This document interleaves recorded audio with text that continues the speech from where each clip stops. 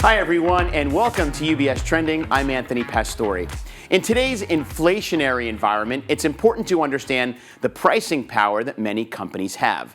But just because they're raising prices doesn't mean they have true pricing power. Confused? Well, no worries about that. We have Michelle Liberty joining us to explain and take us through this story. Michelle, good to have you back, and nice to see you in the studio. Thanks for having me, Anthony. So last year, I think it was maybe it was 2 years ago now, you joined us because you had released a pricing power theme through the Chief Investment Office. But talking about pricing power now, it certainly feels like it's a question that's coming up because of this inflationary period that we're in. We were just talking about it, particularly when people think about gas prices and certain goods and consumer goods at the grocery stores. But take us back to that standouts theme that you wrote 2 or 3 years ago. Tell us a little bit about that and just sort of level set it so we can get into the conversation today. Sure, yeah, it's a great place to start because if you think back 3 years ago when we first launched the pricing power theme, we were in a late cycle economic environment. We were seeing a very tight labor market, and we thought that profit growth might be a little bit harder to come by against this backdrop. So with all that in mind, we figure companies that would be better able to pass on some higher input costs to the consumer would be at a relative advantage. And if you fast forward to today, we're seeing some similar pressures in terms of, again, we have a very tight labor market, and that's adding to inflationary pressures that have really been amplified further by the war in Russia and Ukraine. And then also, what we're seeing in terms of food prices and energy prices. So all of this is hitting input cost prices for companies. When you think about profit margins, if you have higher input costs, that's going to hit your profit margin. So again, we still think that companies with pricing power should be pretty well positioned, or at least better able to pass along these higher prices to the consumer or the customer. Right. So in a recent blog, sort of in an updated version of the pricing power theme, you wrote that companies have pricing power, but it doesn't necessarily directly correlate to pricing or prices, which could be counterintuitive or maybe a little confusing for people who are watching this conversation today. Maybe you can explain that a little bit. Sure, I think it's a great point because when you're seeing these inflationary pressures ultimately impact a company's profitability, what those companies are going to try and do is raise prices in order to offset that a little bit. And when you have inflationary pressures, you're seeing more and more companies tout what they call pricing power or tout their price increases. But the way that we define it is really, it goes a step further than that. And when we think about pricing power, it's whether or not you can raise prices without eroding demand. And not all companies can do that, right? So one thing that we think about, or I should say more than one thing, or several macroeconomic forces, because we first start by looking at high margins, high market share, and the stability of those margins. But then that macro piece comes in, and Porter's 5 forces can be a useful lens to think about this. So for those who aren't familiar, Michael Porter was a Harvard professor and an economist that came up with these 5 forces to help tell how competitive an industry is. And that can be a good way to ultimately determine an industry's pricing power.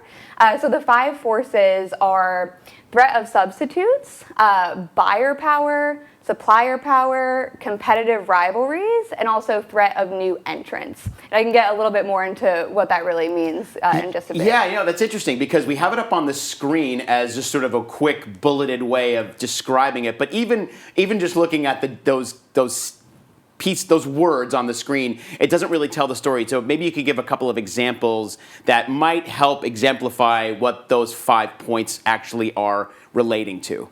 Yeah, I think that's a great point. I think some examples can help make it a little bit more tangible. And the first one, right, isn't too difficult of a concept. It really is, put simply, the more competitive an industry is, the less pricing power you're going to have. Because if your competitor is at a lower cost, the consumer can choose the competitor instead. If you think about maybe the last time that you drove up to a corner and there was 2 different gas stations, if there's a significant difference in those prices, you're probably not going to choose the higher priced gas station. Correct. Because you can just substitute it with a competitor, right? So that competitive rivalry and threat of substitutes are somewhat similar. But when it comes to a product or service that there are many substitutes for, one thing that we think about is branding. A very strong brand can make your consumer a little bit stickier. But ultimately, less competitive industries yield higher pricing power. But one example I want to spend a little bit more time on, a supplier power. Typically this relates to the power of your suppliers of materials or input materials, but can also be thought of in terms of the labor market. So the suppliers of labor, any working individuals, you and I, right now against this tight labor market, they've got a lot of power because if you're looking for a job, there's options.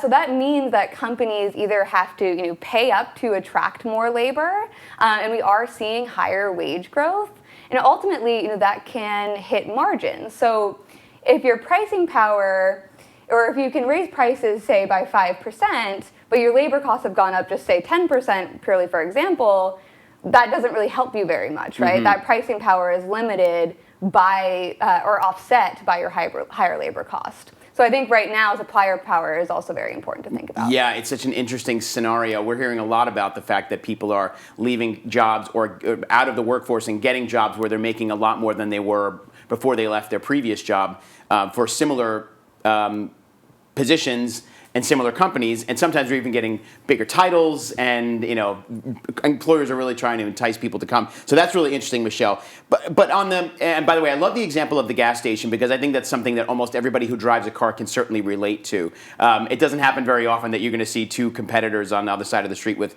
very different prices, but certainly if there was, everybody's going to go to the lower priced gas station. But the thing that I think also that's important to recognize here is that folks, investors out there are investing in these companies. So are there any risks to investors when it comes to looking at companies that have that level of pricing power? Sure. I think first and foremost is antitrust regulation and the risk that comes with, because I talked a little bit earlier about competition. If you think on the opposite scale of that, right, a monopoly. Monopoly is truly a price maker, not a price taker, meaning they come to market with their price because they are the sole supplier. And a true monopoly is somewhat rare, but there are industries where companies have an incredibly high market share and are really one of the only producers of their product. That's going to put them at higher risks of antitrust, and especially when inflationary pressures are high, that's going to come under even more scrutiny. And you could take also, price gouging could also be a part of that already, which is exactly why they have to go into antitrust. Hear about that. That's exactly right. Absolutely. And that's why I mentioned it, because you hear it almost every day in the news. Is this price gouging? Right. Yeah, exactly. Right. So I think that's an important risk to be aware of. The second thing I would say is, when we look solely at our pricing power theme here, we don't typically have traditional energy companies, because of that example that I gave earlier. So that's something to be aware of. Given against this economic backdrop, we do think that energy companies look well positioned. So given that our pricing power theme is a little bit underweight there, that could be a detractor of relative performance. And then that third thing that I would point to is in a very similar vein. We tend not to have traditional financials on the list as well, so that can be an underweight too. We do seek exposure through maybe less traditional financials that have high market share, whether it be exchanges are somewhat of a concentrated market. Electronic payments in certain areas can be more concentrated as well. But again, that's another source, I would say, of allocation risk within our pricing power theme. Terrific. It's a really interesting topic, and it's especially coming to light yet again after you said launching the theme initially 3 years ago. It's coming to light again because of all of the talk of pricing and inflation and is it price gouging and all that. So great stuff, Michelle. Thanks for sharing with us. And as this theme continues, come on back and we'll talk more about it. Of course, thanks for having me. Great, thanks. Michelle Liberty from the Chief Investment Office. And for more information, you can visit our website at ubs.com/views and follow us on social media, LinkedIn, Facebook, Twitter, and Instagram. Plus, you can check out all of our past UBS Trending episodes on demand. And as always, if you have any questions about your own portfolio, make sure to speak with a financial advisor. Until next time, I'm Anthony Pastore. Have a great day, everyone, and remember to keep your eyes on what's trending. We'll see you soon. Thanks.